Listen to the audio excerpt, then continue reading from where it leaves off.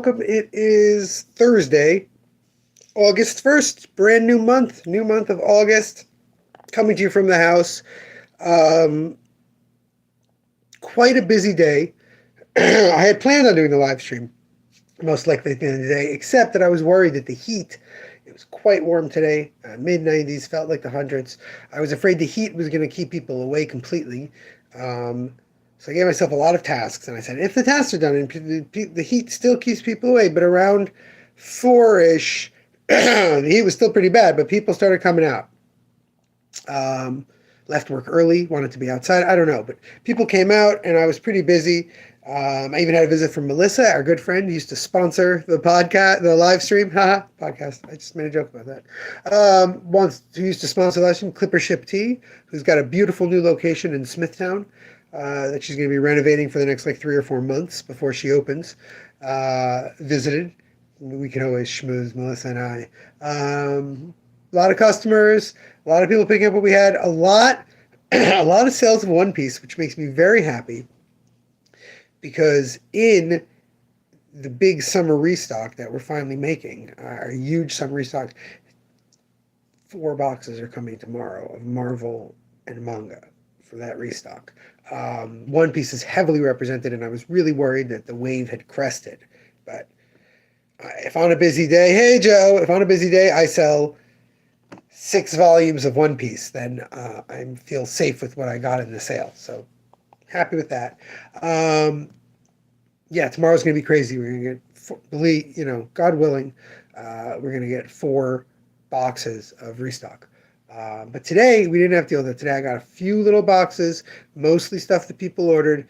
I did a bunch of paperwork. I rearranged things. I placed those orders from last week from all the distributors that we don't get through Diamond for the July catalog. And I also then had a bunch of customers, which was great. Emily came. We didn't get as much time to hang out as I would normally like, but I did get to see her, which was nice because I haven't seen her in a few weeks because of being sick. More importantly, I had a question asked by a customer. It's the thumbnail for this. I posted it in my social media. I buried it all the way. It could have been its whole own social media post, but I buried it because that's the kind of guy I am. But Joe called out. Joe reached out, regular Joe, and he said, please, talk about this on the live stream. He didn't say on the live stream. He said my next video. But I saw Joey today. Speaking of our next video, we've got 2 recommendation videos and beautiful editing job by my customer Joey. I just sent him the 3rd one, and I mentioned it here. It's on Dark Knight Strikes Again, which Joey believes is a highly important graphic novel, and I don't necessarily agree. But I just reread it and did a video and sent it to him, and he goes, I can't even look at the video until I reread the comic book. So it's going to be a while on that one. But I got a customer question asking if Cyborg and a zombie are Frankenstein's monsters. And that's the kind of question that you really have to think about. That's the kind of question that your brain goes, until your brain, hold on. This is me. This is the answer. This is the answer. It's easy. It's just incredibly simple. Now, to tell you that it's very simple, you have to know something about Mary Shelley's Frankenstein or the modern Prometheus. This is probably the earliest. No, Joe, no 5-hour stream, Joe. Joseph, Sarah is coming with the kids. I have about 15 minutes for this at most. At most. I planned this. Okay, Joe, don't worry about it. Mary Shelley's Frankenstein is most probably the birth of modern science fiction as we understand it. Science fiction, as Hugo Gernsback would call it 40 years later. 100. No. Don't worry about it. This live comments are amazing to me.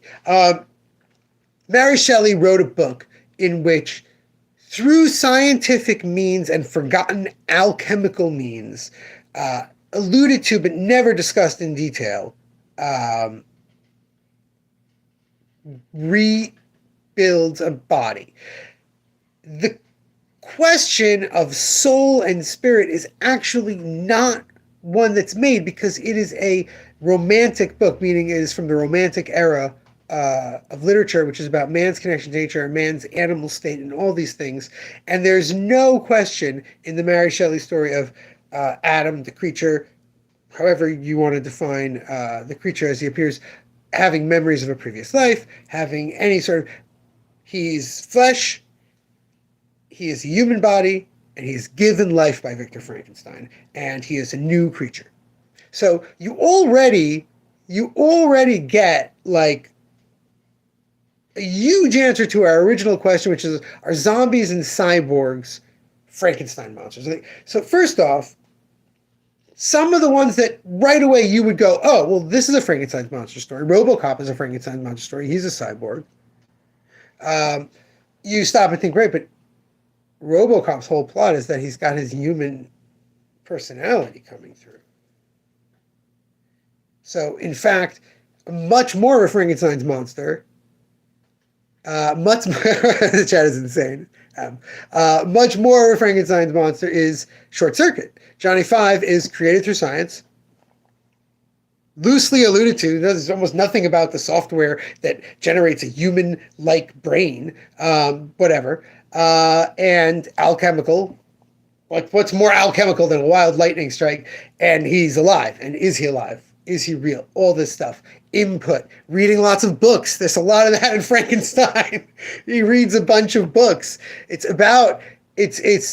many have discussed it's a metaphor Mary Shelley's own life and her mother's educational ideas about what, because her mother, Mary Wollstonecraft Shelley, wrote reams about education and women's education.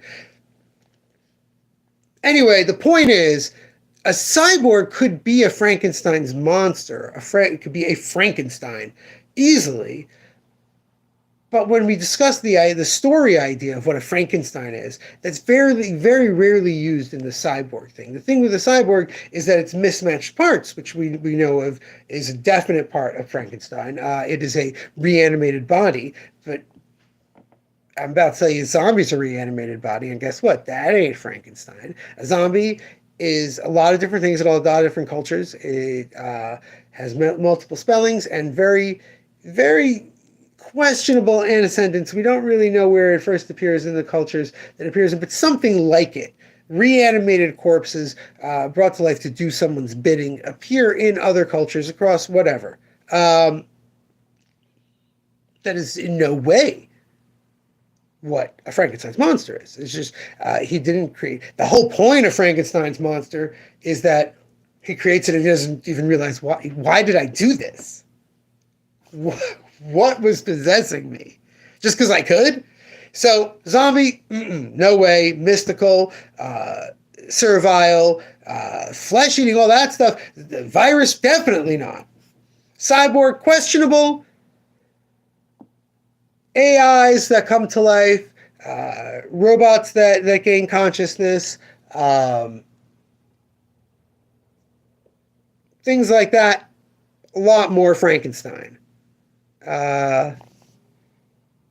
Seemed like a good idea at the time. That's the thing. That's Frankenstein. You know, I think. It's been a long time since I watched Short Circuit, okay? I admit it. I'm not a real nerd.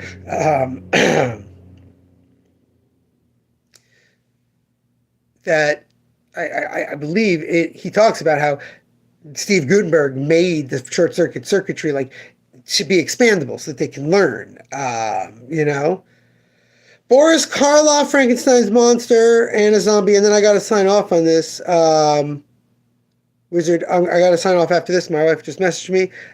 Zombie. How many zombies? What kind of zombies? Like, this is a 27 Days Later zombie. Night of the Living Dead. They're coming for you, Barbara zombie. Like, that all depends. I'm going to go with Night of the Living Dead versus Karloff because that looks like fun, while also like a lot of that era film not actually being fun when you finally see it, and go with Frankenstein's monster unless someone lights the zombies on fire. Then the zombies win, but they're also on fire and probably die. Resident Evil zombie? Oh, Karloff monster? No. Karloff monster? No, but Robert De Niro monster maybe. All right. I will see you all tomorrow for the weekend review. Welcome to August. Enjoy the Frankenstein chat. And until next time, remember, damn babies, you gotta be kind.